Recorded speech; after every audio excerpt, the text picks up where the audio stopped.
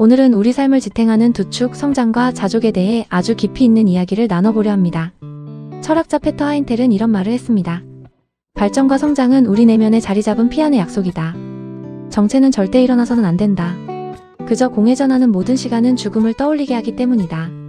잠시라도 멈춰 있으면 마치 인생이 도태되는 것 같은 공포를 느끼며 부지런함과 성과가 우리 인생에 거역할 수 없는 지상명제가 되어버린 세태를 풍자한 것으로 볼 수 있는데요.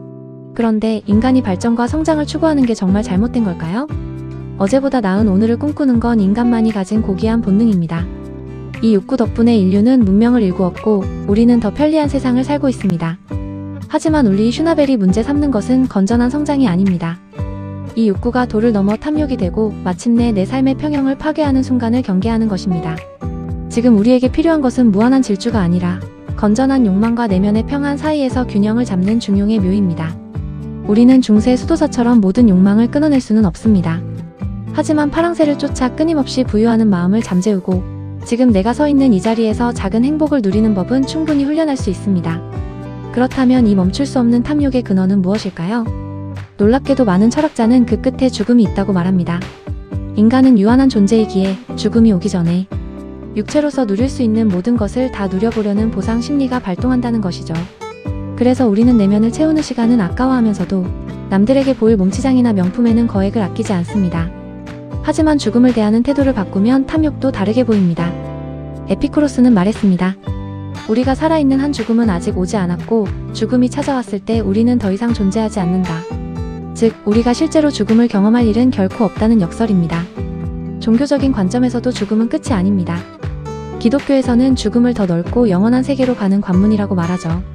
이 찰나와 같은 시간을 선용하여 영원한 안식을 준비한다면 점과 같은 이 짧은 시간 속에서 탐욕에 찌들어 살 이유가 무엇이겠습니까?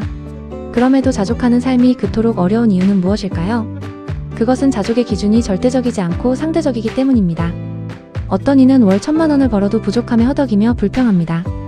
반면 어떤 이는 월 100만 원으로도 충분히 감사하며 생활합니다. 우리의 만족은 늘 내가 처한 공동체 안에서의 비교에 의해 흔들립니다. 월급이 300만 원이던 사람이 400만 원을 받게 된다고 해서 삶의 여유가 생길까요? 대부분은 수입이 늘어난 만큼 소비 규모를 키워버립니다. 그리고 조만간 예전의 불평지수를 그대로 회복하고 맙니다.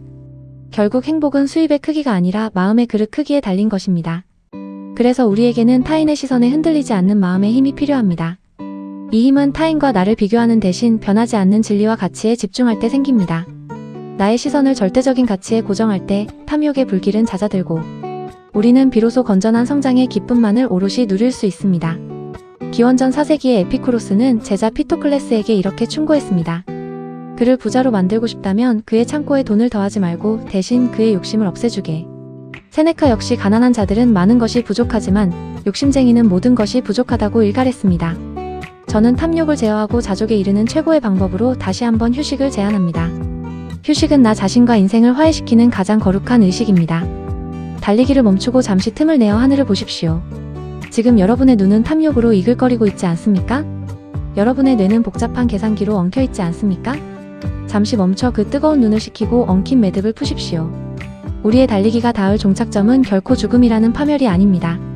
오늘이라는 시간을 얼마나 기쁘고 현명하게 보냈느냐는 과정의 아름다움입니다. 내 생산성을 극대화하는 것으로부터 내 가족이 바뀌고 세상이 바뀝니다. 하지만 그 생산성의 연료는 탐욕이 아니라 자족이어야 합니다.